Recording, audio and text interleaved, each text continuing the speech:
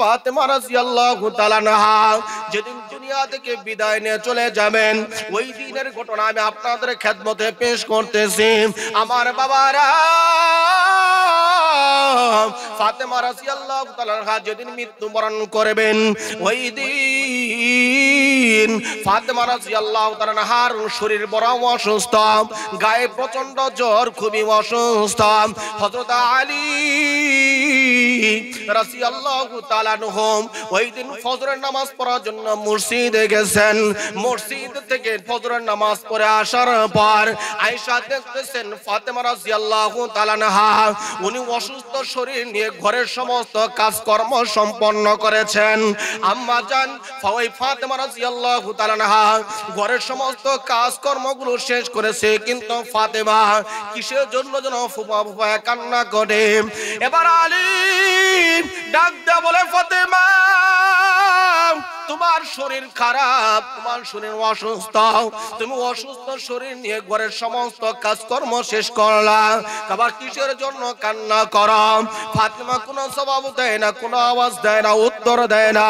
ফাতেমা আবারও কান্না করে, ফুপায় ফুপায় কান্না করে। হযরত আলী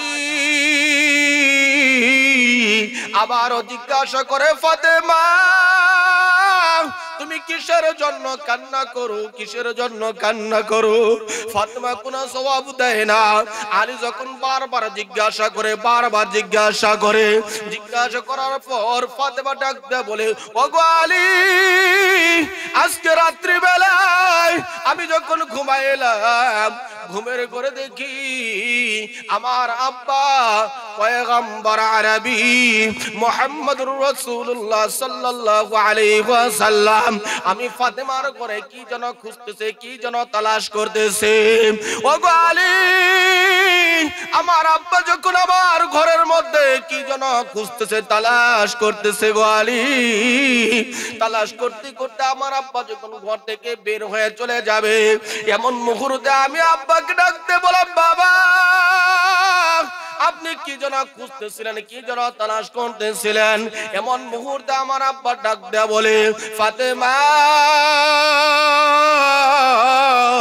আমি তো তোমাকে তালাশ করতেছিলাম, আমি তো তোমাকেই খুঁজতেছিলাম।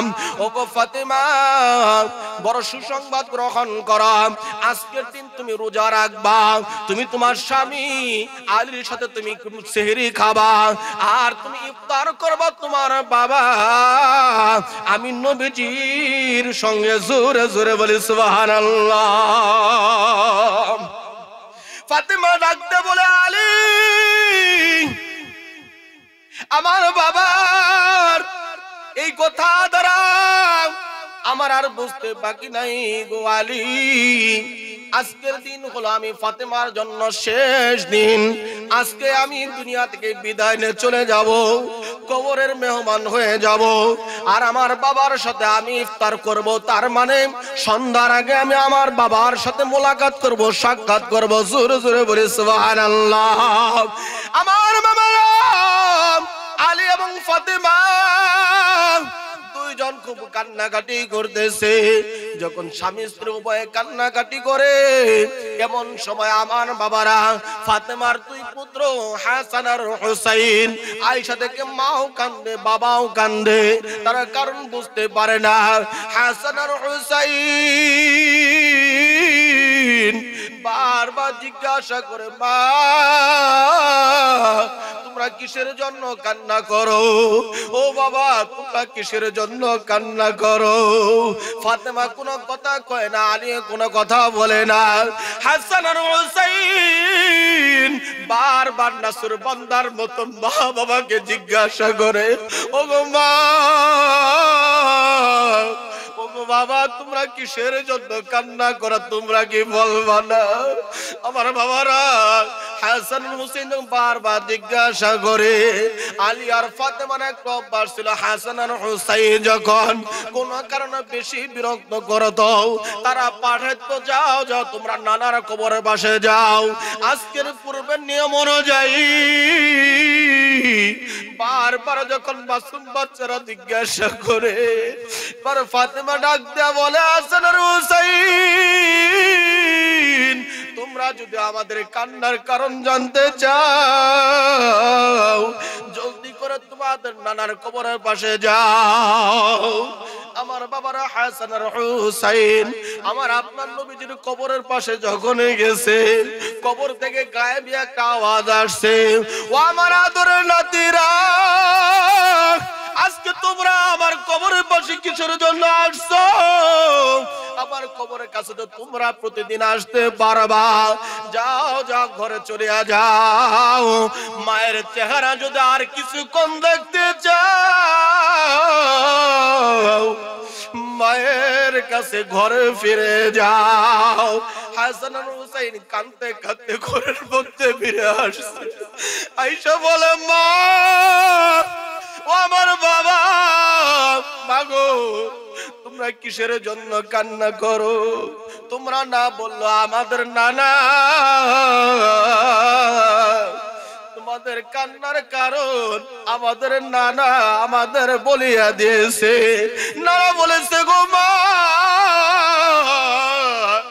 আজকে দিনের পর নাকি তোমার চেহারা আর দেখতে পারবো না।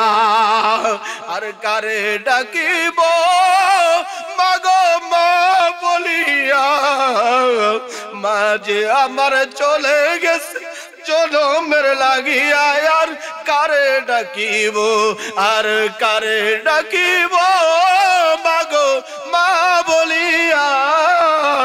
সূরাতুল আহজাব আয়াত নম্বর 59 তেলাওয়াত করেছি। এই আয়াতকে সামনে রেখে আমি আমার নির্ধারিত বিষয়বস্তুর উপর আলোচনা করার চেষ্টা করব। ওমা তাওফীকি ইল্লা বিল্লাহ। তো এই আয়াতকে সামনে রেখে আমি যে বিষয়টির উপর আলোচনা করব, বিষয়টি হচ্ছে পর্দার গুরুত্ব। যেহেতু এলাকা ভিত্তিক মাহফিল, আমি গত বছর একটা বিষয়ের আলোচনা করেছিলাম, তার আগের বছর আরেকটি বিষয়ের আলোচনা করেছিলাম। তো এই বছর অন্য আরেকটি বিষয় আমি আপনাদের খেদমতে নির্ধারণ করছি। এই যেহেতু এলাকা কেন্দ্রিক মাহফিল, গ্রাম ভিত্তিক মাহফিল, এই জন্য আমি এই বিষয়টা এই বছরের জন্য আপনাদের জন্য নির্বাচন করেছি। বিষয়টি হলো পর্দার গুরুত্ব। তো পর্দার আরবি হচ্ছে হিজাব, এর বাংলা আবিধানিক হচ্ছে পর্দা, আবরণ, আচ্ছাদন, ঢেকে রাখা। পারিভাষিক করতে হিজাব বা পর্দা বলা হয় অশ্লীলতা ও ব্যভিচার থেকে মুক্ত থাকার লক্ষ্যে নারী ও পুরুষের রূপ, লাবণ্য ও সৌন্দর্যকে আড়াল রাখা এবং নিজ নিজ মন, আত্মা, দৃষ্টি, নজর, জবান ও কানকে হেফাজত করাকে বলা হয় পর্দা বা হিজাব। আল্লাহ তাআলা রব্বুল আলামিন নর নারী, নারী পুরুষ উভয়ের মান, সম্মান, ইজ্জত, আব্রু, জীবন যৌবনের নিরাপত্তা নিশ্চিত করার লক্ষ্যে এই পর্দা নামক পবিত্র বিধানের আল্লাহ তাআলা প্রবর্তন করেছেন। জোরে বলি সুবহানাল্লাহ। এই পর্দাটা নারী এবং পুরুষ, প্রত্যেক প্রাপ্তবয়স্ক নারী এবং পুরুষ উভয়ের উপরই এই পর্দার বিধান ফরজ। আমরা পুরুষরা মনে করি পর্দা মনে হয় শুধু নারীদের জন্য ফরজ, তাই মনে করি না আমরা? আমাদের অনেকের ধারণা যে পর্দা শুধুমাত্র নারীদের জন্য পর্দা ফরজ। না, নারী এবং পুরুষ যেই প্রাপ্ত বয়স্ক হবে, প্রত্যেক প্রাপ্ত বয়স্ক নারী এবং পুরুষ উভয়ের উপরই পর্দার বিধান ফরজ। যারা মনে করে শুধু নারীদের উপর পর্দার বিধান ফরজ, তাদের এই ধারণাকে ভ্রান্ত প্রমাণ করে আল্লাহ তাআলা রব্বুল আলামিন সূরাতুন নূর আয়াত নম্বর 30 আল্লাহ তাআলা বলেন, قل للمؤمنين يغضوا من أبصارهم ويحفظوا فروجهم ذلك أزكى لهم إن الله خبير بما يصنعون الله أكبر। আমার আল্লাহ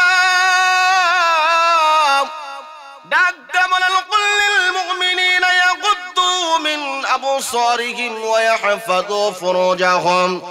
নবী গো, আপনি ঈমানদার নারী এবং আপনি ঈমানদার পুরুষদেরকে বলিয়া দেন, মুমিন পুরুষদেরকে আপনি বলিয়া দেন, ইয়াগুদ্দু মিন আবসারিহিম ওয়া ইয়াহফাযু ফুরুজাহুম, তারা যেন তাদের দৃষ্টিকে সংযত করে রাখে এবং তারা যেন গোপন অঙ্গের যৌনাঙ্গের হেফাজত করে। আমার আল্লাহ ডাক্তার বলেন, যালিকা আজকা লাকুম, এর মধ্যে রয়েছে তাদের জন্য উত্তম পবিত্রতা। ইন্নাল্লাহা খাবীরুম বিমা ইয়াসনাউন, আর তারা যা কিছু করে আমার আল্লাহ খুব ভালো করে জানে। আল্লামা জালালউদ্দিন সুয়ুতী রাহমাতুল্লাহি আলাইহি তাফসীর দুররে মানসুর নামক কিতাবের মধ্যে ইবনে মারদায়ের বর্ণনা উপস্থাপন করে বলেন, হযরত আলী রাদিয়াল্লাহু তাআলা আনহু বলেছেন, আল্লাহর নবীজির জামানায়, আল্লাহর নবীজির আমলে কোন এক ব্যক্তি এক রাস্তা দিয়ে যাচ্ছিলেন। ওই ব্যক্তি রাস্তা দিয়ে যখন যাচ্ছিলেন, যাওয়ার পথে ওই রাস্তার পাশ দিয়ে আরেকটি নারী যাচ্ছিল।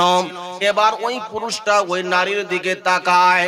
পুরুষ যখন বারবার নারীর দিকে দৃষ্টি দেয়, নারীর দিকে তাকায়, এবার ওই নারীটাও আবার পুরুষের দিকে তাকায়।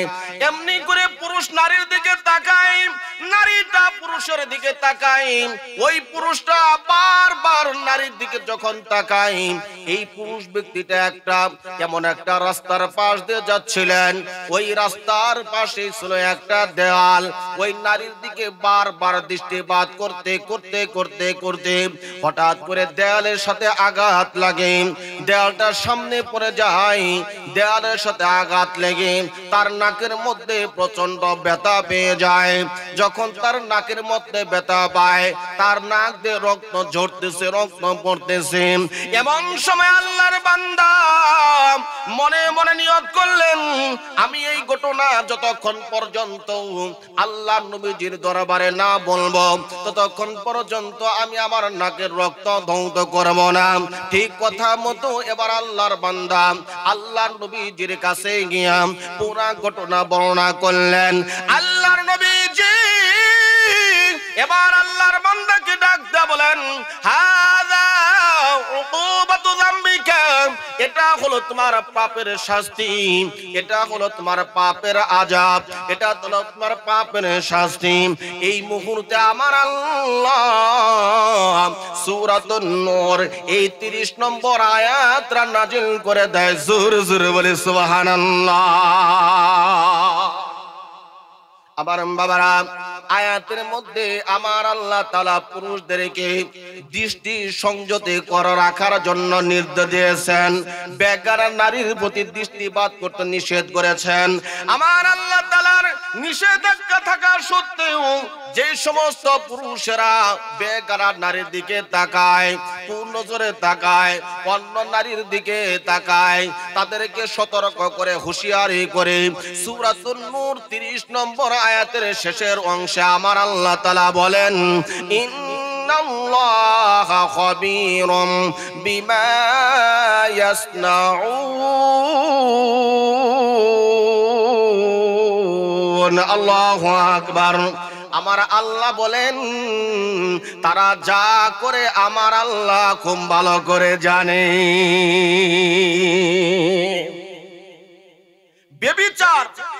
ব্যভিচারের প্রবেশদ্বার হচ্ছে কুদৃষ্টি। কারণ দৃষ্টির মাধ্যমেই যে কোনো কিছু দেখলে, দেখার পরে এই দৃষ্টির মাধ্যমেই কিন্তু আপনার মনের মধ্যে একটা লোভ জাগে। কথা বলেন ঠিক কিনা? আর মনের মধ্যে যখন লোভ জাগে, এই নফসে আম্মারা আপনাকে ওয়াসওয়াসা দেয়। কথা বলেন ঠিক কিনা? এটা যদি পাইতাম, এটা যদি ধরতে পারতাম, এটা যদি আমার হইতো, যত ওয়াসওয়াসা আছে এটা কিন্তু আপনার ওই দৃষ্টিতে দেখছে, দেখার পরে লোভ জাগার কারণে এটা তৈরি হয়েছে। আর এরপরে আপনার শরীরের অঙ্গগুলো এই খারাপ কাজে সহায়তা করে। কথা বলেন ঠিক কিনা? এজন্য ব্যভিচারের প্রবেশদ্বার হচ্ছে আমার আপনার দৃষ্টি। সুতরাং কোন পুরুষ যদি তার দৃষ্টিকে সংযত রাখতে পারে, ইনশাআল্লাহ নিঃসন্দেহে এই পুরুষ ব্যভিচার নামক গুনাহ থেকে হেফাজত থাকবে। জোরে বলি সুবহানাল্লাহ। তাহলে সূরাতুন নূর 30 নম্বর আয়াতের ভিতরে আল্লাহ তাআলা পুরুষের উপর পর্দার বিধান, পুরুষের দৃষ্টিকে সংযত রাখা, পুরুষের উপর পর্দার বিধানকে ফরজ করে দিয়েছেন। জোরে বলি সুবহানাল্লাহ। এরপরে আমার আল্লাহ তাআলা সূরাতুন নূর আয়াত নম্বর 31 এর ভিতরে আমার আল্লাহ তাআলা বলেন, ওয়া কুল লিল মুমিনাতি ইয়াগুদুনা মিন আবসারিহিন্না ওয়া ইয়াহফাযনা ফুরুজাহুন্না ওয়া লা ইউবদিনা যিনাতুহুন্না ইল্লা মা যাহারা মিনহা ওয়ালিয়াদরিবনা বিখুমুরিহিন্না আলা জুয়ুবিহিন। আমার আল্লাহ ডাকতে বলেন, ওয়া কুল লিল মুমিনাতি, ও নবী গো, ও আমার হাবিব, ও আমার নবী, আপনি ঈমানদার, আপনি মুমিন নারীদেরকে বলিয়া দেন, লিল মুমিনাতি ইয়াগুদুনা মিন আবসারিহিন্না ওয়া ইয়াহফাযনা ফুরুজাহুন্না, তারা যেন তাদের দৃষ্টিকে সংযত করে রাখে এবং তারা যেন তাদের যৌনাঙ্গের গোপন অঙ্গের হেফাজত করে। ওয়ালা ইউবদিনা যিনাতুহুন্না ইল্লা মা যাহারা মিনহা, এবং তারা যেন যা সাধারণত প্রকাশমান তাছাড়া যেন তাদের সৌন্দর্যকে প্রকাশ না করে। ওয়ালিয়াতুরিবনা বিখুমুরিহিন্না আলা জুয়ুবিহিন, এবং তারা যেন তাদের উড়না দ্বারা তাদের বক্ষ দেশকে ঢেকে রাখে। এই আয়াতের মধ্যে আমার আল্লাহ মুমিন নারীদের জন্য পর্দার বিধানকে ফরজ করে দিলেন এবং মুমিন নারীদেরকেও তাদের দৃষ্টিকে সংযত রাখার জন্য নির্দেশ দিলেন। কেন নারীদেরকে দৃষ্টিকে সংযত রাখার জন্য নির্দেশ দিলেন? কারণ কোন পুরুষ কোন বেগানা নারীর প্রতি তাকায়নি, ওই পুরুষের মনে যখন লোভ হয়, লালসা তৈরি হয়, অমনি ভাবে যদি কোন নারীও বেগানা পুরুষের দিকে তাকায়, ওই নারীর মনের মধ্যে একটা অস্বস্তি তৈরি হয়, লোভ সৃষ্টি হয়, লালসা তৈরি হয়। এই জন্য আমার আল্লাহ নারীদেরকেও নারীদের দৃষ্টিকে সংযত রাখার জন্য নির্দেশ দিয়েছে। কারণ ওই পুরুষের মনে যেরকম লোভ তৈরি হয়, নারীর মনের মধ্যেও লোভ তৈরি হয়। কারণ পুরুষ এবং নারী উভয়ের মনের মধ্যে এই ওয়াসওয়াসা আছে, একে অপরের প্রতি একটা আকর্ষণ তৈরি হবে। এটা আল্লাহ তাআলা সৃষ্টিগতভাবে জন্মগতভাবে নারী এবং পুরুষের মধ্যে আল্লাহ তাআলা সৃষ্টি করে দিয়েছে। যদি বলে যে কোন পুরুষ নারী দেখলে আমার লোভ হয় না, বা কোন নারী বলে আমার কোন পুরুষের লোভ হয় না, এটা ভুল। কারণ আল্লাহ তাআলা জন্মগতভাবে উভয়ের মধ্যে এই আকর্ষণটা সৃষ্টি করে দিয়েছে। এজন্য নারী কোন বেগানা পুরুষের দিকে তাকাবে না, এটা ইসলামী শরীয়তের বিধান, কোরআনের আইন, হাদিসের বিধান। নারী কোন বেগানা পুরুষের দিকে তাকাইতে পারবে না। তবে রাস্তাঘাট, যানবাহন,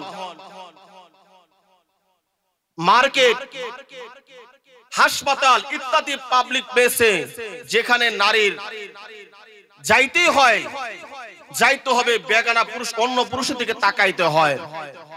তবে অত্যন্ত সাবধানতা অবলম্বন করতে হবে। এটা অপারগতার মধ্যে গণ্য। যেমন আপনি অসুস্থ হয়েছেন, ডাক্তারের কাছে যাইতে হবে, তাই না? যানবাহনে উঠতে হবে, বাজারে বিশেষ প্রয়োজন যাওয়া লাগেই অন্য পুরুষের তাকাইতে হয়, কিন্তু এটা অপারগতার মধ্যে গণ্য হবে। তবে আমার সাবধান থাকতে হবে যে আমার অপারগতাটা যেন আবার অপারগতার দৃষ্টিতে যেন আমার কুদৃষ্টিতে পরিণত না হয়ে যায়। সাবধানতা অবলম্বন করতে হবে। তাহলে আমরা এই দুই আয়াতের মাধ্যমে জানতে পারলাম নারী এবং পুরুষ উভয়ের উপর আল্লাহর বিধান পর্দা ফরজ। জোরে বলি সুবহানাল্লাহ।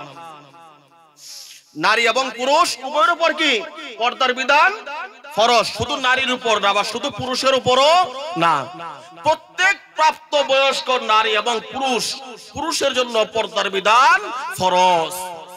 তবে পর্দার বিধান হলো, পর্দার পদ্ধতি হলো যেহেতু পুরুষের তুলনায় নারীর দেহ, নারীর শরীর আকর্ষণীয়, পুরুষের তুলনায় নারীর নিরাপত্তা কম।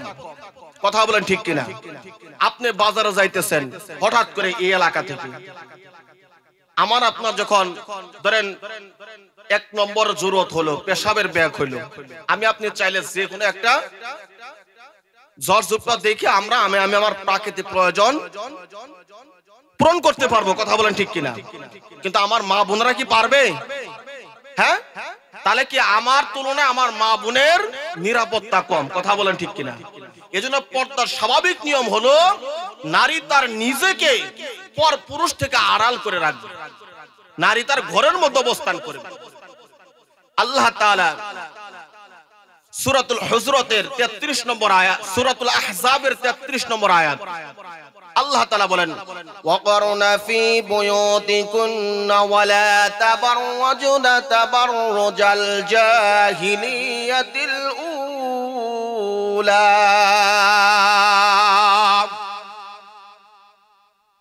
আমার আল্লাহ বলেন, ওয়াকরনা ফি বুয়ুতিকুন্না ওয়ালা তাবাররুজনা তাবাররুজাল জাহিলিয়াতিল উলা। ও নারীরা, তোমরা তোমাদের নিজের ঘরে অবস্থান করো।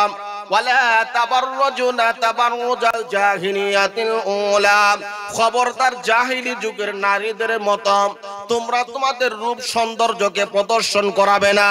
তোমরা তোমাদের শরীর আকর্ষণীয় সৌন্দর্যকে পর পুরুষের নজরে দিবা না। আমার আল্লাহ তাআলা সূরাতুল আহজাব 33 নম্বর আয়াতে কথাটাই বলে যে খবরদার তোমরা ওই জাহেলি যুগের নারীদের মতো তোমাদের সৌন্দর্যকে তোমরা প্রকাশ করবা না, তোমরা ঘরের মধ্যে থাকো।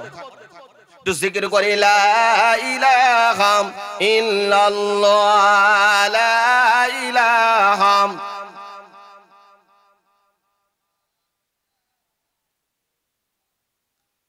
লা ইলাহা ইল্লাল্লাহ, লা ইলাহা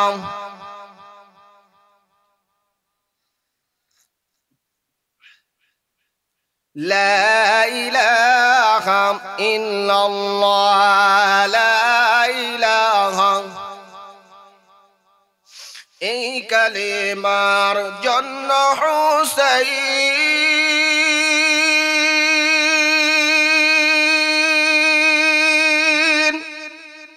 রক্ত দিল কারবালা।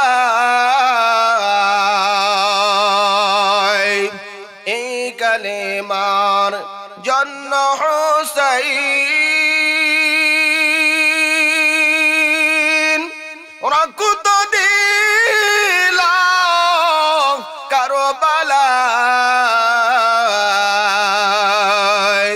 জান চলে যায়, প্রাণ চলে যায়, জান চলে যায়, প্রাণ চলে যায়, তবু জবান জপে ইল্লাল্লাহ, লা ইলাহা, লা ইলাহা ইল্লাল্লাহ, লা ইলাহা ইল্লাল্লাহু মুহাম্মাদুর রাসূলুল্লাহ সাল্লাল্লাহু আলাইহি ওয়াসাল্লাম। আমার ভাইরা, আমি বলতেছিলাম আমার আল্লাহ ডাক দেয়া বলেন, ওয়াকরনা ফি বুয়ুতিকুন্না ওয়ালা তাবাররুজনা তাবাররুজাল জাহিলিয়াতিল উলা। ও নারীরা, তোমরা নিজেদের ঘরে অবস্থান করো। খবরদার সাবধান, ওই জাহিলি যুগের নারীদের মতো তোমাদের সৌন্দর্যকে, রূপ লাবণ্যকে প্রকাশ করবা না। এর দ্বারা আমার আল্লাহ নারীদেরকে ঘরে অবস্থান করার জন্য নির্দেশ দিলেন। নারীদেরকে ঘরে অবস্থান করা, নারীদের জন্য পর্দা করা কতটাই গুরুত্বপূর্ণ। আমার বাবারা, আল্লাহর নবীর জামানায় আমার নবীজিও বলছেন নারীদের জন্য নিজের ঘরে নামাজ পড়া উত্তম। খুব খেয়াল করে শুনবেন আমার বাবারা, আমার নবীজির আমলে আমার নবীজি ওই মসজিদে নববীর ইমাম ছিলেন। কথা বলেন ঠিক কিনা? আমার নবীজি ছিলেন মসজিদে নববীর ইমাম। নবীজির নামাজ পড়াই দেন। আর নবীজির ইমাম এমন একটা ইমামের পিছনে নামাজ পড়া কার না মন চায়? কথা বলেন ঠিক কিনা? এই জন্য আমার বাবারা, ওই যুগের নারীরা আল্লাহর নবীজির কাছে আবেদন করি, ইয়া রাসূলুল্লাহ, আমাদের তো মন চায়, আমাদের তো দিন চায়, আমরা আপনার পিছনে নামাজ পড়ি। আপনি হলেন মসজিদ নববীর ইমাম, আপনি হলেন দুনিয়ার সর্বশ্রেষ্ঠ ইমাম। কথা বলেন ঠিক কিনা? কারণ আমার নবীজি তো শুধু এই দুনিয়ার ইমাম না, ওই মেরাজের রাত্রিতে আমার বাবারা বাইতুল মুকাদ্দাস যখন ইমামতি করেন, আমার নবীজির পিছনে সমস্ত নবী নামাজ আদায় করেছে। কথা বলেন ঠিক কিনা? এই জন্য আমার নবীকে বলা হয় ইমামুল আম্বিয়া। কথা বলেন ঠিক কিনা? নবীজি শুধু মানুষের ইমাম না, নবীজি হলেন সমস্ত নবী রাসূলদেরও ইমাম। জোরে জোরে বলে সুবহানাল্লাহ। ওগো নবীর উম্মতেরা হয়ে আজি দিশাহারা, কোরআন হাদিস ছেড়ে চলো যখন জাগা চাই মনে, নবী বিনে কে তরাবে পুলসিরাত মিজানে, নবী বিনে কে তরাবে পুলসিরাত মিজানে। ওগ নবীর উম্মতেরা হয় আজি দিশাহারা, কোরআন হাদিস ছেড়ে চলো যখন জাগা চাই মনে, নবী বিনে কে তরাবে পুলসিরাত মিজানে, নবী বিনে কে তরাবে পুলসিরাত মিজানে। এমন এতিম নবী আমার,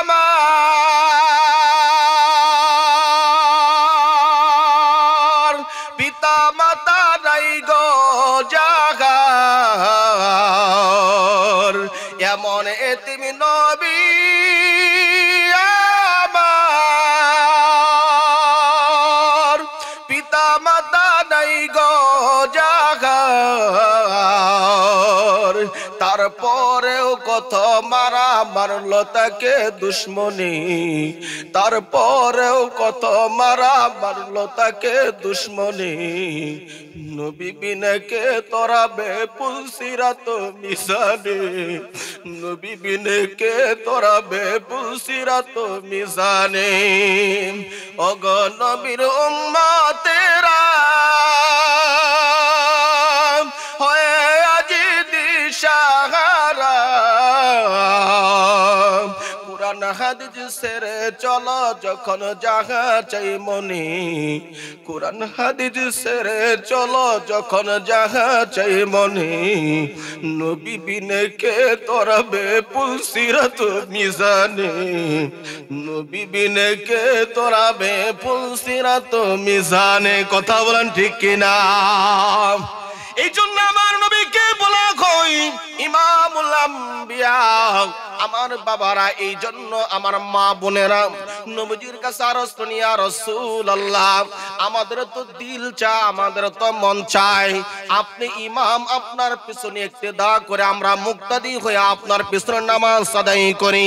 এই জন্য আমার বাবারা সুনানে আবু দাউদের 566 নম্বর হাদিস, আল্লাহর নবীজি বলেছেন লা তামনাউ নিসাআকুমুল মাসাজিদ, তোমরা মহিলাদেরকে মসজিদে আসতে বাধা দিও না।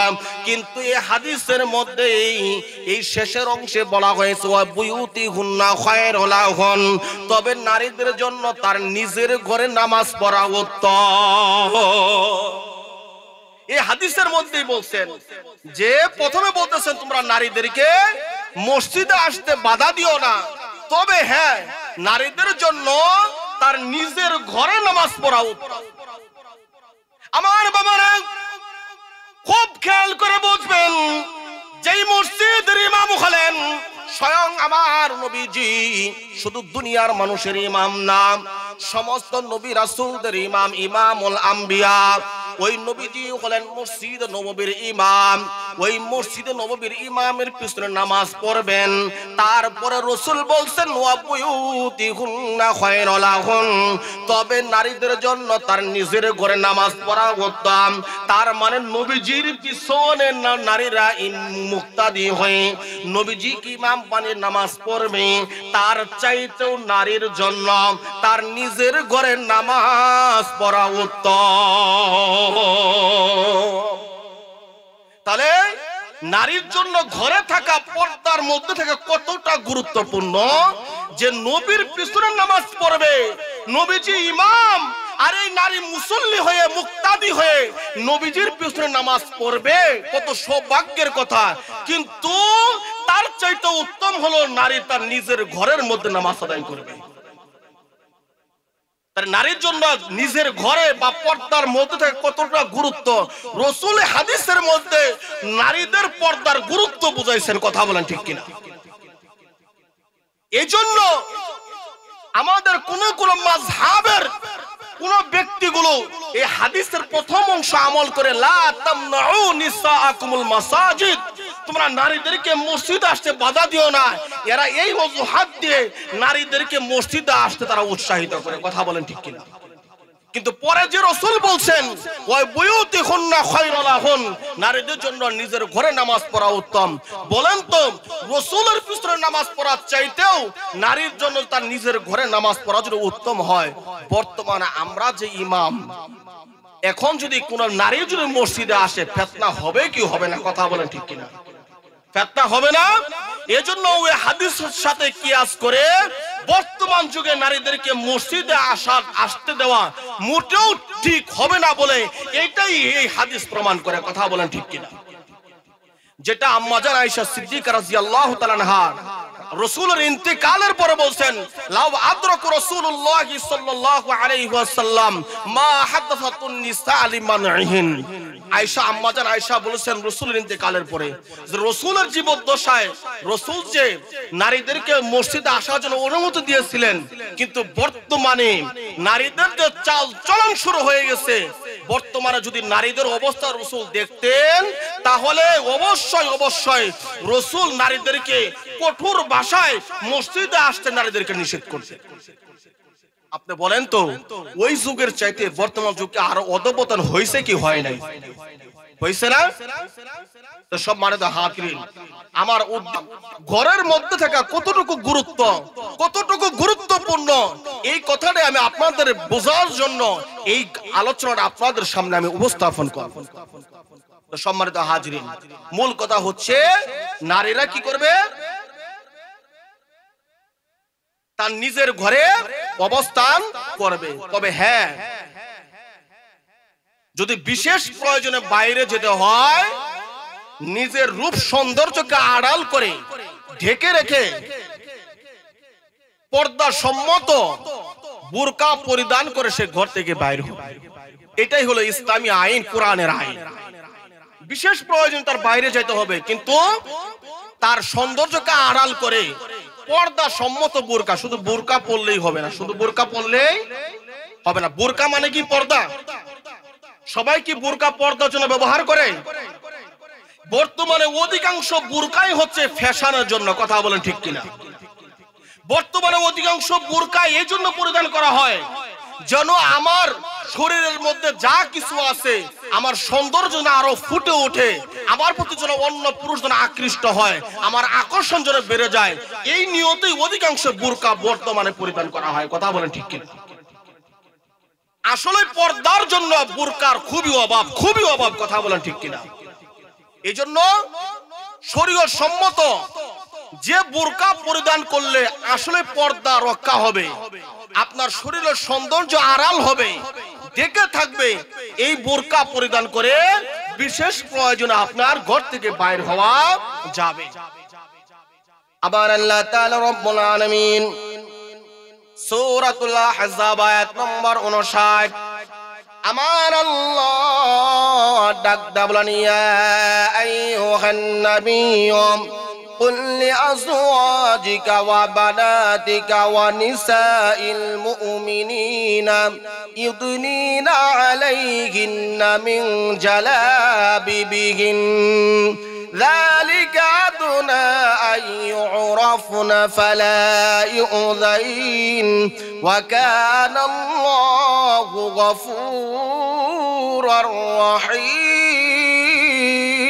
رحيما الله أكبر أمان الله دكتب النبي قوم يا أيها النبي يا أمر النبي قل لأزواجك وبناتك ونساء المؤمنين يدنين عليهن من جلابيبهن আপনি আপনার স্ত্রী আপনার কন্যা এবং মুমিন নারীদেরকে বলিয়া দিন قل لأزواجك وبناتك ونساء المؤمنين يدنين عليهن من جلابيبهن যাতে তারা কি করে চাদরের কিয়ত অংশ নিজেদের উপর ঢেকে নেয় এতে করে তাদেরকে চেনা সহজ হবে ذلك أدنى أن يعرفن فلا يؤذين وكان الله غفورا رحيما আর আমার আল্লাহ হলেন ক্ষমাশীল আমার আল্লাহ হলেন দয়ালু জোরে জোরে বলি সুবহানাল্লাহ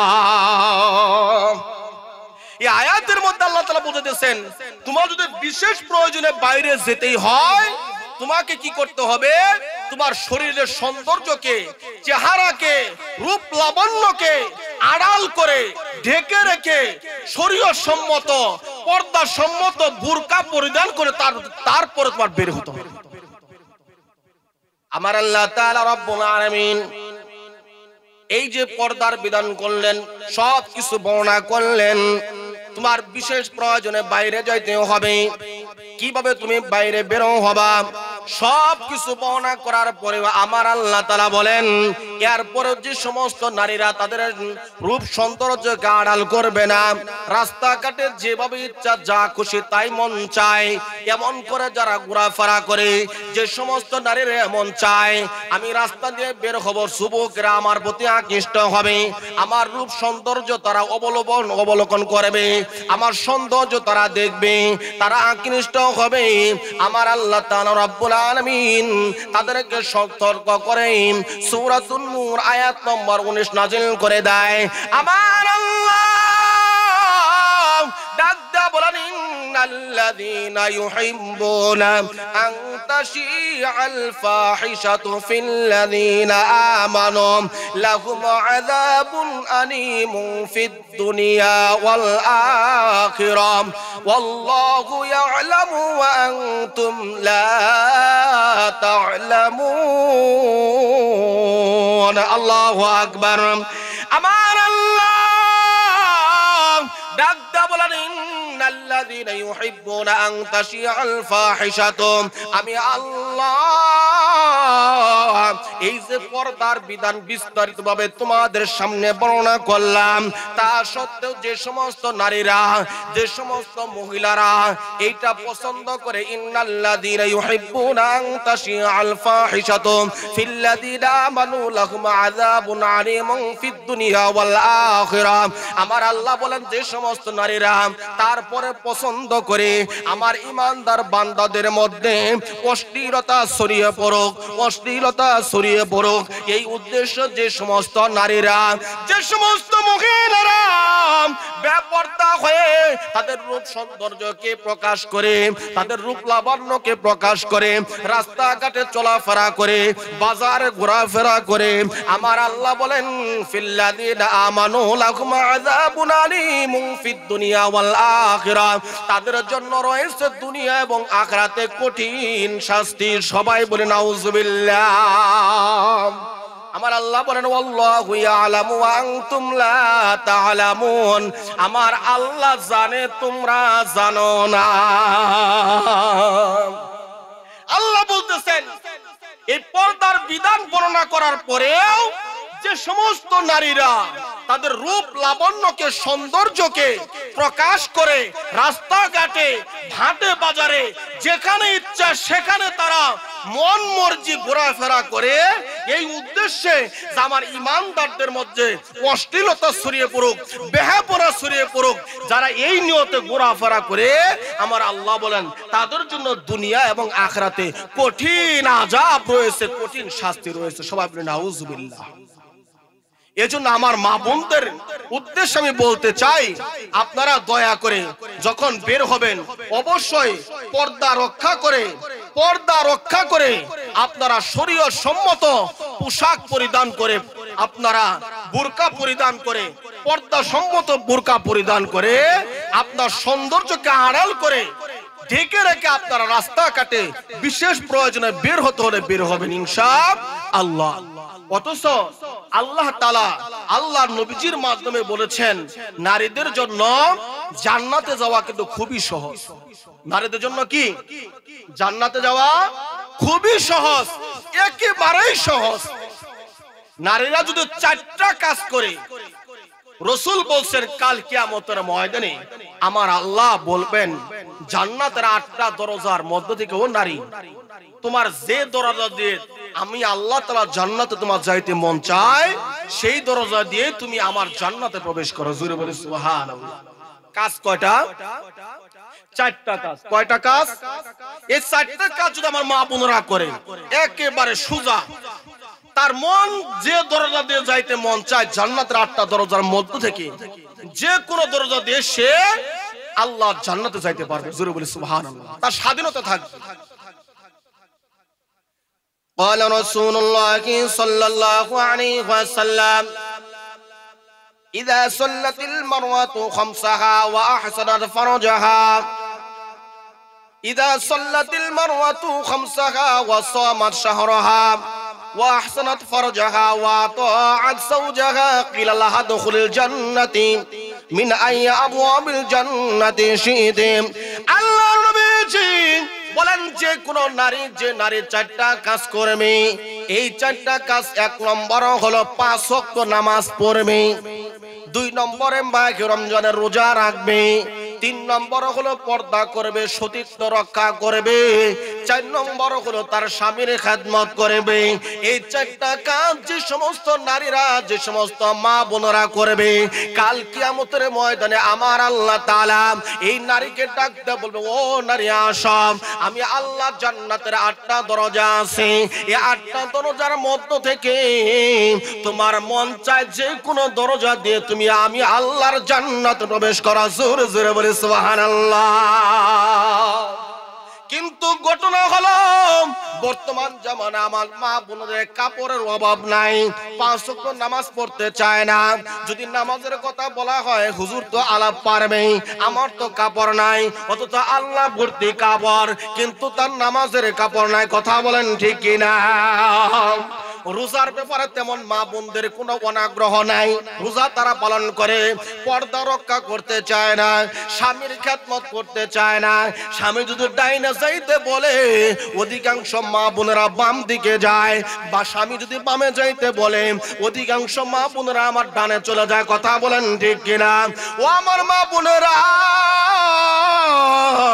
অথচ তোমার মতো মা বোন, তোমার মতো মা ছিল, তোমার মতো বোন ছিল আমার নবীজির কলিজার টুকরা মেয়ে ফাতেমা রাদিয়াল্লাহু তাআলা আনহা। কথা বলেন ঠিক কিনা? আল্লাহর নবীজির মেয়ে ফাতেমা রাদিয়াল্লাহু তাআলা আনহা নবীজির মেয়ে হওয়া সত্ত্বেও পর্দা বাদ দেয় নাই, নামাজ বাদ দেয় নাই, স্বামীর খেদমত থেকে বিরত থাকে নাই। কথা বলেন ঠিক কিনা? সারা জীবন তো করছেই। ফাতেমা রাদিয়াল্লাহু তাআলা আনহা মৃত্যুর দিন পর্যন্ত পর্দার ব্যাপারে সচেষ্ট ছিলেন, গুরুত্ব দিয়েছেন। কথা বলেন ঠিক কিনা? আমার বাবারা, আম্মা জামান নবীজির কলিজার টুকরা মেয়ে ফাতেমা রাদিয়াল্লাহু তাআলা আনহা যেদিন দুনিয়া থেকে বিদায় নিয়ে চলে যাবেন, ওই দিনের ঘটনা আমি আপনাদের খেদমতে পেশ করতেছি। আমার বাবারা, ফাতেমা রাদিয়াল্লাহু তাআলা আনহা যেদিন মৃত্যুবরণ করবেন, ওই দিন ফাতেমা রাদিয়াল্লাহু তাআলা আনহার শরীর বড় অসুস্থ, গায়ে প্রচন্ড জ্বর, খুবই অসুস্থ। হযরত আলী রাদিয়াল্লাহু তাআলা আনহুম ওই দিন ফজরের নামাজ পড়ার জন্য মসজিদে গেছেন। মসজিদ থেকে ফজরের নামাজ পড়ে আসার পর আয়েশা দেখতেছেন ফাতেমা রাদিয়াল্লাহু তাআলা আনহা উনি অসুস্থ শরীর নিয়ে ঘরের সমস্ত কাজকর্ম সম্পন্ন করেছেন।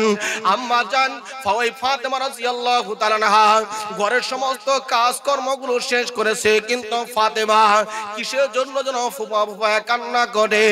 এবার আলী ডাক দেয়া বলে, ফাতেমা তোমার শরীর খারাপ, তোমার শরীর অসুস্থ, তুমি অসুস্থ শরীর নিয়ে ঘরের সমস্ত কাজকর্ম শেষ করলা, আবার কিসের জন্য কান্না করো? ফাতেমা কোনো জবাব দেয় না, কোনো আওয়াজ দেয় না, উত্তর দেয় না। ফাতেমা আবারও কান্না করে, ফুপায় ফুপায় কান্না করে। হযরত আলী আবারও জিজ্ঞাসা করে, ফাতেমা তুমি কিসের জন্য কান্না করো, কিসের জন্য কান্না করো? ফাতেমা কোনো জবাব দেয় না। আলী যখন বারবার জিজ্ঞাসা করে, জিজ্ঞাসা করার পর ফাতেমা ডাক দেয়া বলে, ওগো আলী, আজকে রাত্রি বেলায় আমি যখন ঘুমাইলাম, ঘুমের ঘরে দেখি আমার আব্বা পয়গম্বর আরবি মুহাম্মদুর রাসূলুল্লাহ সাল্লাল্লাহু আলাইহি ওয়াসাল্লাম আমি ফাতেমার ঘরে কি যেন খুঁজতেছে, কি যেন তালাশ করতেছে। ওগো আলী, আমার আব্বা যখন আমার ঘরের মধ্যে কি যেন খুঁজতেছে, তালাশ করতেছে গো আলী। তালাশ করতে করতে আমার আব্বা যখন ঘর থেকে বের হয়ে চলে যাবে, এমন মুহূর্তে আমি আব্বাকে ডাকতে বললাম, বাবা আপনি কি যেন খুঁজতেছিলেন, কি যেন তালাশ করতেছিলেন? এমন মুহূর্তে আমার আব্বা ডাক দেয়া বলে, ফাতেমা আমি তো তোমাকে তালাশ করতেছিলাম, আমি তো তোমাকেই খুঁজতেছিলাম। ওগো ফাতেমা, বড় সুসংবাদ গ্রহণ করো, আজকের দিন তুমি রোজা রাখবা, তুমি তোমার স্বামী আলীর সাথে তুমি সেহরি খাবা, আর তুমি ইফতার করবা তোমার বাবা আমি নবীজির সঙ্গে। জোরে জোরে বলি সুবহানাল্লাহ। ফাতেমা ডাকতে বলে, আলী আমার বাবার এই কথা দ্বারা আমার আর বুঝতে বাকি নাই গো আলী। আজকের দিন হলো আমি ফাতেমার জন্য শেষ দিন। আজকে আমি দুনিয়া থেকে বিদায় নিয়ে চলে যাব, কবরের মেহমান হয়ে যাব, আর আমার বাবার সাথে আমি ইফতার করব। তার মানে সন্ধ্যার আগে আমি আমার বাবার সাথে মোলাকাত করব, সাক্ষাৎ করব। জোরে জোরে বলি সুবহানাল্লাহ। আমার বাবারা আলী এবং ফাতেমা দুইজন খুব কান্নাকাটি করতেছে। যখন স্বামী স্ত্রী উভয়ে কান্নাকাটি করে, এমন সময় আমার বাবারা ফাতেমার দুই পুত্র হাসান আর হুসাইন, আয়েশা থেকে মাও কান্দে বাবাও কান্দে, তারা কারণ বুঝতে পারে না। হাসান আর হুসাইন বারবার জিজ্ঞাসা করে, মা তোমরা কিসের জন্য কান্না করো? ও বাবা তোমরা কিসের জন্য কান্না করো? ফাতেমা কোনো কথা কয় না, আলী কোনো কথা বলে না। হাসান আর হুসাইন বারবার নাসুর বান্দার মতো মা বাবাকে জিজ্ঞাসা করে, ও গো মা, ও গো বাবা তোমরা কিসের জন্য কান্না করো? তোমরা কি বলবা না? আমার বাবারা হাসান হুসাইন বারবার জিজ্ঞাসা করে। আলী আর ফাতেমার একটা অভ্যাস ছিল, হাসান আর হুসাইন যখন কোন কারণে বেশি বিরক্ত করত, তারা পাঠাতো, যাও যাও তোমরা নানার কবরের পাশে যাও। আজকের পূর্বের নিয়ম অনুযায়ী বারবার যখন মাসুম বাচ্চারা জিজ্ঞাসা করে, পর ফাতেমা ডাক দেয়া বলে, হাসান আর হুসাইন তোমরা যদি আমাদের কান্নার কারণ জানতে চাও, জলদি করে তোমাদের নানার কবরের পাশে যাও। আমার বাবারা হাসান আর হুসাইন আমার আপনার নবীজির কবরের পাশে যখন গেছে, কবর থেকে গায়েবী একটা আওয়াজ আসছে, ও আমার আদরের নাতিরা, আজকে তোমরা আমার কবরের পাশে কিসের জন্য আসছো? আমার কবরের কাছে তো তোমরা প্রতিদিন আসতে পারবা। যাও যাও ঘরে চলে যাও। মায়ের চেহারা যদি আর কিছুক্ষণ দেখতে চাও, মায়ের কাছে ঘরে ফিরে যাও। হাসান আর হুসাইন কাঁদতে কাঁদতে ঘরের মধ্যে ফিরে আসছে। আয়েশা বলে, মা, ও আমার বাবা, মাগো, তোমরা কিসের জন্য কান্না করো? তোমরা না বললো আমাদের নানা তোমাদের কান্নার কারণ আমাদের নানা আমাদের বলিয়া দিয়েছে। নানা বলেছে, গো মা, আজকে দিনের পর নাকি তোমার চেহারা আর দেখতে পারবো না।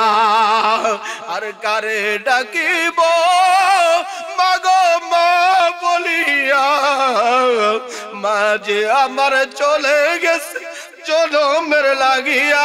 আর কারে ডাকিব, আর কারে ডাকিব মাগো মা বলিয়া, ভাই যে আমার চলে গেছে জনমের লাগিয়া। আর কারে ডাকিব? হাসান আর হুসাইন ডাকতে বলে, মা, আমাদের নানা বলে দিয়েছে আজকের দিন পর নাকি তোমার চেহারা দেখা যাবে না। আমার বাবারা হাসান আর হুসাইনকে বুকে জড়ায় নেয়। আস্তে আস্তে যখন সূর্যটা পশ্চিম দিকে অস্তমিত হয়ে যায়, যত সূর্যটা পশ্চিম দিকে যায়, ফাতেমা তত অসুস্থ হয়ে যায়। যখন আমার বাবারা বিকাল বেলা হয়ে যায়, ফাতেমার অসুস্থতা বেড়ে যায়। ফাতেমাকে বিছানা শুয়ে দেওয়া হলো। মৃত্যুর আগ মুহূর্তে ফাতেমা আলীকে ডাক দেয়া, বলো, আলী, আজকে তো আমি কবরের মেহমান হয়ে যাব, আমি তো মারা যাব, কিন্তু মারা যাওয়ার আগে তোমাকে তিনটা কথা বলে যেতে চাই। আলী ডাক দেয়া বলে, বলো বলো ফাতেমা, তুমি কি বলতে চাও? ফাতেমা ডাক দেয়া বলে, এক নম্বর কথা বলো গো আলী, যেদিন থেকে আমি নতুন বউ সেটা তোমার ঘরে আসছিলাম, ওই দিন থেকে আজকের দিন পর্যন্ত আমি কথা কাজে অনেক কিছু দ্বারা তোমাকে কষ্ট দিয়েছি। ও গো আলী, তুমি যদি মাফ না করো, তুমি যদি ক্ষমা না করো, আমার কারণে কাল কিয়ামতের ময়দানে আমার সম্মানিত বাবাও কাল কিয়ামতের ময়দানে লজ্জিত হবে। কেমন মেয়ে আমি ফাতেমা, আমার প্রতি আমার স্বামী অসন্তুষ্ট ছিল। এজন্য গো আলী, বধূ বেশে যেদিন তোমার ঘরে আসছিলাম, ওই দিন থেকে আজকের দিন পর্যন্ত আমি তোমাকে যত খারাপ ব্যবহার করেছি, আমার কথা দ্বারা, আচরণের দ্বারা যদি তুমি কষ্ট পেয়ে থাকো, আল্লাহর হস্তে ক্ষমা করে দাও। ও আলী, বলো বলো, তুমি আমাকে ক্ষমা করছো নাকি? আলী ডাকতে বলে, ফাতেমা, তুমি কি বলছো? আসলে আমি তোমার যোগ্য স্বামী ছিলাম না। আল্লাহ নবীজি দয়া করে মেহেরবান করে আমার সাথে তোমাকে বিবাহ দিয়েছে। আমি তো ঠিক মতো কোনোদিন 3 বেলা তোমাকে খাওয়াইতে পারি নাই। ওগো ফাতেমা, স্বামী হিসেবে আমি আমার দায়িত্ব যথাযথভাবে পালন করতে পারি নাই। বলো বলো, তুমি আমাকে মাফ করছো কিনা? এবার ফাতেমা ডাকতে বলে, ও গাড়ি, আমার 2 নম্বর কথা হলো, আমি মারা যাওয়ার পর তোমার যা কি ইচ্ছা এই মক্কার মধ্য থেকে, মদিনার মধ্য থেকে যে কোন নারীকে তোমার পছন্দ হয় তুমি তাকে বিবাহ করতে পারো। এটা আমার পক্ষ থেকে তোমাকে সম্মতি দিয়ে গেলাম। কিন্তু ওগো আলী, আমার একটা আবদার হলো, তুমি যাকে বিবাহ করো না কেন, এই যে আমার 2টা অবুঝ বাচ্চা হাসান আর হুসাইন, সপ্তাহে একটা দিন তুমি তাদেরকে কাছে নিয়ে ঘুমাবা। সপ্তাহে 6 দিন তুমি তোমার স্ত্রীকে নিয়ে থাকো, কিন্তু অন্তত একটা রাত্রি আমার 2 মাসুম সন্তানকে নিয়ে তুমি সাথে নিয়ে ঘুমাবা। 3 নম্বর কথা হলো, আলী, তিন নম্বর কথা হলো আমার হাসান হুসাইনকে বড় হলে আল্লাহ রাস্তায় সুপর্দ করে দিবা, আর আমি মারা যাওয়ার পরে আমার জানাজাটা রাত্রি বেলায় করাবা, যেন কোনো কেউ টের না পায়, কেউ যেন না জানে, কাউকে না জানিয়ে আমি ফাতেমাকে তোমরা গোপনে লুকোচুরি করে রাত্রি বেলায় দাফন করবা। আলী ডাকতে বলে, ফাতেমা এ কেমন কথা, তুমি নবীর মেয়ে ফাতেমা, সাইয়্যিদুল মুরসালিন খাতামুন নাবিয়্যিন, তুমি হলো রাসূলের কন্যা ফাতেমা, তোমার জানাজায় হাজার হাজার লোক হবে, লক্ষ লক্ষ লোক হবে, আর তোমাকে কেন লুকোচুরি করে চুরি করে কেন রাত্রি বেলায় কাউকে না জেনে দাফন করবে? এবার ফাতেমা ডাকতে বলো, আলী আমি নবীর মেয়ে ফাতেমা, যদি জানাজানি হয়ে যায় লোকজন আমার জানাজায় হাজির হয়ে যাবে, আমি ফাতেমার লাশ দেখে তারা অনুমান করবে আমি ফাতেমা কতটুকু লম্বা ছিলাম, আমার স্বাস্থ্য কেমন ছিল, এটা অনেকে চোখে চোখে অনুমান করবে, এতে করে ও আলী আমি ফাতেমার পর্দা লঙ্ঘন হয়ে যাবে। এজন্য কাউকে জানানো দরকার নাই, রাত্রিবেলা কাউকে না জানিয়ে আমাকে গোপনে দাফন করবেন, দাফনের ব্যবস্থা করবেন। আবার বাবারা, ফাতেমা ইন্তেকাল করলেন, মারা যাওয়ার পর ফাতেমার ইন্তেকালের পরে ফাতেমার ওসিয়ত অনুযায়ী এবার কাউকে না জানিয়ে গোপনে গোপনে রাত্রি বেলায় ফাতেমাকে দাফন করা হবে। আবার বাবারা, একজন মানুষকে খাটিয়া বহন করার জন্য কয়জন লোকের প্রয়োজন? 60 জন লোকের প্রয়োজন, কথা বলেন ঠিক কিনা? কিন্তু কেউ তো আর জানে না, কাউকে জানানো নিষেধ। লোক আছে 3 জন, আলী রাদিয়াল্লাহু তাআলা আনহু এবং তার 2 পুত্র হাসান আর হুসাইন, 3 জন হয়। খাটিয়ার এক কোণা বাকি থাকে, একজন বাকি থাকে, কথা বলেন ঠিক কিনা? এবার আরেকজন কোথায় পাওয়া যায়? হঠাৎ করে দেখে যাই আল্লাহর নবীজির সাহাবী হযরত আবু যর গিফারী রাদিয়াল্লাহু তাআলা আনহু হাজির হয়ে গেছে। জোরে জোরে বলি সুবহানাল্লাহ। আলী আস্তানজিত হয়ে গেলেন, ও আবু যর তুমি কি করে খবর পাইলাম? তোমাকে কে বলল? আমরা তো কাউকে খবর দেই নাই। আবু যর ডাকতে বলে, ও আলী ভয় পাওয়ার কোনো কারণ নাই, ভয় পাওয়ার কোনো কারণ নাই, আমি তো আমার রাসূলের নির্দেশ ক্রমে আপনাদের কাছে চলে এসেছি। আর রাসূল সাল্লাল্লাহু আলাইহি ওয়াসাল্লাম আমার নবীজি রাত্রি বেলায় স্বপ্ন যুগে আমি আবু যরকে ডাক দেয়া বলে, আবু যর যাও যাও জলদি করে যাও, আমার কলিজার টুকরা মেয়ে ফাতেমা আজকে দুনিয়া থেকে বিদায় নিয়েছে, তার খাটিয়া বহন করার জন্য একজন লোকের শর্ট, একজন লোকের অভাব, যাও যাও জলদি করে যাও, আমি আমার ফাতেমার খাটিয়া বহন করতে হবে। ও আলী আমি তো রাসূলের নির্দেশ ক্রমে আপনাদের কাছে হাজির হয়ে গেছি। এবার আমার বাবারা, এই 4 জন ব্যক্তি খাটিয়া বহন করে কবরের কাছে নিয়ে যাচ্ছে। আমার বাবারা কবরের মধ্যে ফাতেমাকে দাফন করার আগে এবার আবু যর কবরকে লক্ষ্য করে ডাক দেয়া বলে, ও কবরের মাটি তুমি কি জানো আজকে তোমার মধ্যে কাকে দাফন করা হবে? আবু যর ডাক দেয়া বলে, ও কবরের মাটি আজকে তো তোমার মধ্যে দাফন করা হবে জান্নাতি নারীদের সরদার ফাতেমাকে, আজকে তোমার মধ্যে দাফন করা হবে। সুতরাং কবরের মাটি খবরদার বেয়াদবি করবা না। এবার কবর কোনো কথা বলে না। দ্বিতীয়বার কয়বার আবু যর ডাক দেয়া বলে, কবরের মাটি তুমি কি জানো আজকে তোমার মধ্যে কাকে দাফন করা হবে? আজকে তোমার মধ্যে দাফন করা হবে জান্নাতি যুবকদের সরদার হাসান আর হুসাইনের মা ফাতেমাকে আজকে তোমার মধ্যে দাফন করা হবে। এবারও কবর কোনো কথা বলে না। এবার আবু যর ডাক দেয়া বলে, কবরের মাটি তুমি কি জানো আজকে তোমার মধ্যে কাকে দাফন করা হবে? তোমার মধ্যে দাফন করা হবে শেরে খুদা আলী, আলীর স্ত্রী ফাতেমাকে তোমার মধ্যে দাফন করা হবে। সুতরাং কবরের মাটি বেয়াদবি করবা না, বেয়াদবি করবা না। এবারও কবরের মাটি কোনো কথা বলে না। চতুর্থবার আবু যর ডাক দেয়া বলে, ওগো কবরের মাটি, তুমি কি জানো আজকে তোমার মধ্যে কাকে দাফন করা হবে? আজকে তোমার মধ্যে দাফন করা হবে রাহমাতুল লিল আলামিন, ইমামুল আম্বিয়া, সাইয়্যিদুল মুরসালিন, মুহাম্মাদুর রাসূলুল্লাহ সাল্লাল্লাহু আলাইহি ওয়াসাল্লামের কলিজার টুকরা মেয়ে ফাতেমাকে আজকে তোমার মধ্যে দাফন করা হবে। সুতরাং কবরের মাটি বেয়াদবি করবা না, খবরদার বেয়াদবি করবা না। এবার কবরের আওয়াজ খুলে গেল, কবরের জবান খুলে গেল। কবর ডাকটা বলে, আবু যর, কে বা হাসান হুসাইনের মা, কে বা জান্নাতের নারীদের সরদার, কে বা আলীর স্ত্রী, কে বা রাহমাতুল লিল আলামিন শেষ নবীজির কলিজার টুকরা সন্তান।